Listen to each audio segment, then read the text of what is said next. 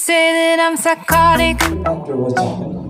आज हम gravitation 10th standard का डे 3 स्टार्ट करने जा रहे हैं। ओके, तो आज हम क्या पढ़ने वाले हैं टॉपिक में? तो आज हम दो चीज़ें पढ़ेंगे। एक है Newton's universal law of gravitation और दूसरा why inverse square law. Okay, तो आज हम देखेंगे कि न्यूटन ने जो हमें ज्ञान दिया, जिसके बेसिस पे ये पूरा चैप्टर हम पढ़ने जा रहे हैं, आखिर वो समराइज होकर हमें क्या कहना चाहता है। ओके, तो वो हमारा सबसे फर्स्ट टॉपिक होगा। तो चलिए चलते हैं। Welcome to कंसेप्टोपीडिया। सो आज हम 10th स्टैंडर्ड का साइंस 1 ग्रेविटेशन चैप्टर चालू करने जा रहे हैं और ये है आज हमारा डे 3। डे 2 लेक्चर्स का जो आपको लिंक है वो डिस्क्रिप्शन में मिल जाएगा। ओके, आज जो टॉपिक हम स्टार्ट करने जा रहे हैं बच्चों, वो है Newton's universal law of gravitation. यानी अल्टीमेटली जो 2 दिन हमने गुजारे ये समझते हुए कि आखिर न्यूटन ने इतनी मेहनत क्यों की, उसी का एक्सप्लेनेशन हम ये टॉपिक पे आज देखने वाला है। Okay, so let's see what Newton said. So according to this theory, every object, remember every object in the universe attracts every other object with certain force, which Newton described as gravitational force. यानी उनके कहने के हिसाब से इस दुनिया में जितने भी ऑब्जेक्ट्स हैं वो सब एक दूसरे से अट्रैक्ट करते हैं विद सर्टेन फोर्स, जिसको उन्होंने नाम दिया gravitational force. According to this theory what Newton said, आखिर न्यूटन ने बोला क्या? तो उन्होंने सिंपल सी बात बोली कि जो फोर्स मैं आपको बता रहा हूं, that force is directly proportional to the product of the masses, which means, simple सा मतलब है, उन्होंने बोला था कि कोई भी दुनिया में 2 ऑब्जेक्ट्स होंगे, वो दोनों ऑब्जेक्ट्स एक दूसरे को क्या करते हैं, अट्रैक्ट कर रहे हैं। तो लेट्स सपोज मेरा ये फर्स्ट ऑब्जेक्ट है A, ये सेकंड ऑब्जेक्ट है B, इसका मास है m1, इसका मास है m2, ये दोनों एक दूसरे को क्या करेंगे, अट्रैक्ट करेंगे।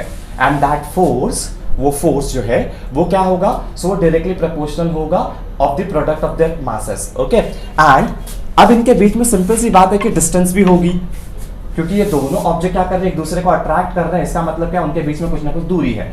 तो लेट्स सपोज वो डिस्टेंस कितना है, d। So according to Newton, that distance, the force is inversely proportional to the square of the distance between them.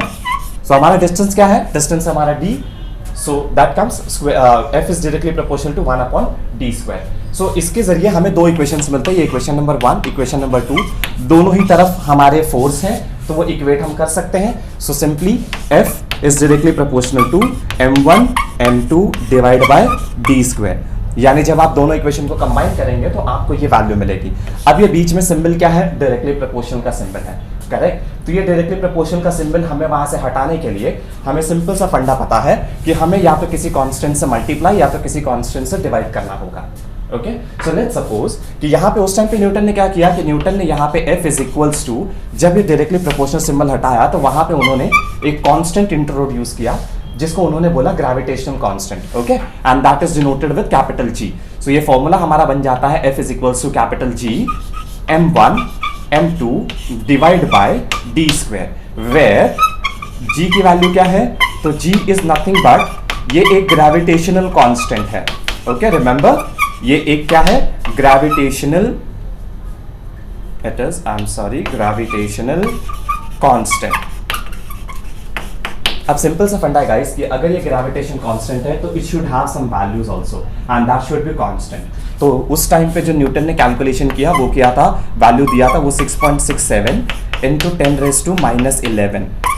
Okay, अब ये कोई सिंपल सी चीज है, साइंटिफिक टर्म है, उसकी कुछ वैल्यू है तो उसका कुछ यूनिट भी होना चाहिए। सो ग्रेविटेशन जो कांस्टेंट है उसकी यूनिट है newton meter square per kg square.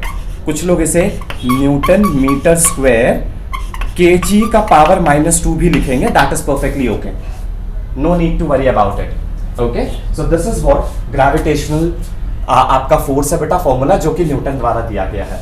अब सिंपल सी चीज है कि आप यहाँ पे गौर कर रहे होंगे कि आपका जो फोर्स है हियर, जो फोर्स है ये इनवर्सली प्रोपोर्शनल है to the square of the distance between them. So question comes कि आखिर न्यूटन को ये आइडिया कहां से मिला कि मेरा जो फोर्स है it is inversely proportional to the square of the distance between them. यानी इन शॉर्ट अगर मैं कहूं तो इसे कहा जाता है इनवर्स स्क्वायर लॉ फॉलो करना।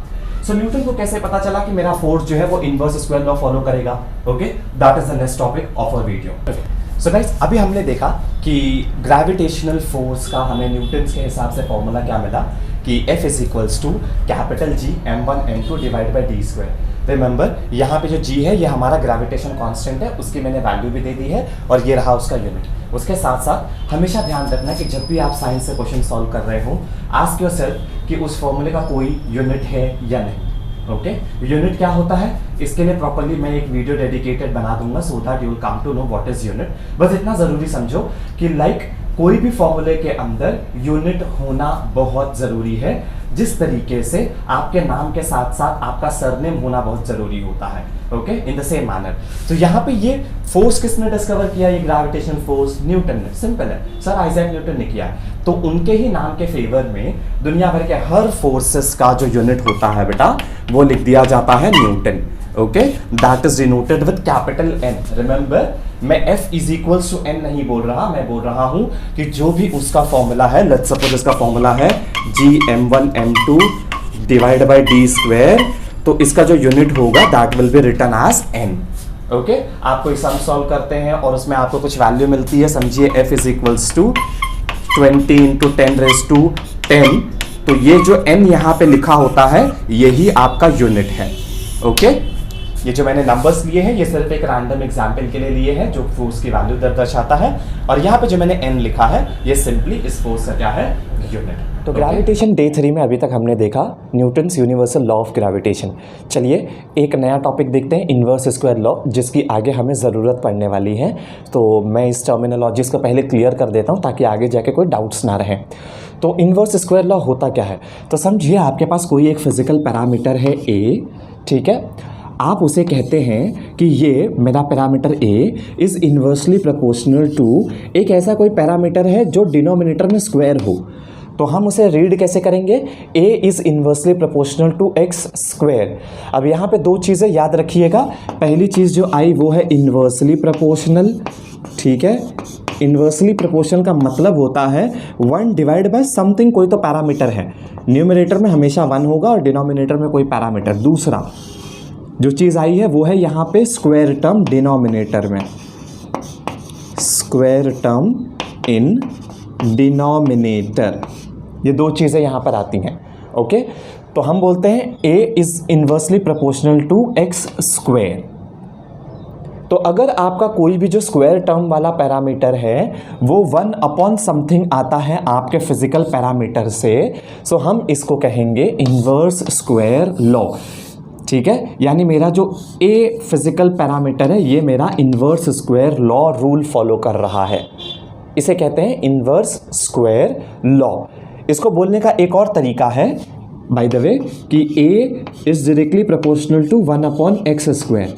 ज़रूरी नहीं कि आप इन्वर्सली प्रोपोर्शनल ही बोलें, बात वही होगी, बस बोलने का तरीके जो हैं वो सिर्फ अलग है। तो आप चाहे कहें कि A is inversely proportional to x square, या आप कहें A is directly proportional to 1 upon x square. ये दोनों ही केसेस में जो मेरा A फिजिकल पैरामीटर है ये मेरा इन्वर्स स्क्वायर लॉ फॉलो कर रहा है, यानी कि एक स्क्वायर टर्म होगा जो उसके इन्वर्स में होगा, इन्वर्स यानी 1 अपॉन। Is that clear? तो ये आखिर हम क्यों पढ़ रहे हैं, ये हम आखिर इसलिए पढ़ रहे हैं क्योंकि न्यूटन ने जो है, अगर आप गौर करेंगे मैंने जो आपको फॉर्मुलेशन दिया था उस बेसिस पे आप गौर करेंगे तो न्यूटन ने कहा था F is directly proportional to product of the masses and that same force, gravitational force, is inversely proportional to d का स्क्वायर। मुद्दा ये वाला नहीं, ये सेकंड वाला है कि आखिर न्यूटन को कैसे पता चला कि उनका जो डिस्टेंस है वो इन्वर्स स्क्वायर लॉ फॉलो करेगा। उनका जो फोर्स है उसके फोर्स में जो डिस्टेंस रहेगा वो स्क्वायर के टर्म में होगा, वो भी 1 अपॉन के स्क्वायर के टर्म में होगा। ये आखिर न्यूटन को कैसे पता चला? तो इसी सवाल का जवाब हम अपने नेक्स्ट वीडियो में, नेक्स्ट डे के वीडियोस में तलाशेंगे और हम प्रूफ करेंगे कि न्यूटन को आखिर ये चीज़ कैसे पता चली। लेकिन उससे पहले आपको जो है कुछ और भी टॉपिक्स रहेंगे जो पढ़ने होंगे, जो मैं डे 3 में कवर करूँगा विथ नोट्स। ओके, मैं रिपीट करता हूँ कि हम सारे नोट्स और सारे डेज़ के लेक्चर्स जो हैं आपको डिस्क्रिप्शन में लिंक प्रोवाइड कर देंगे। प्लीज़ आप एक बार उसे भी गो थ्रू ज़रूर करें। Thank you so much for watching this video.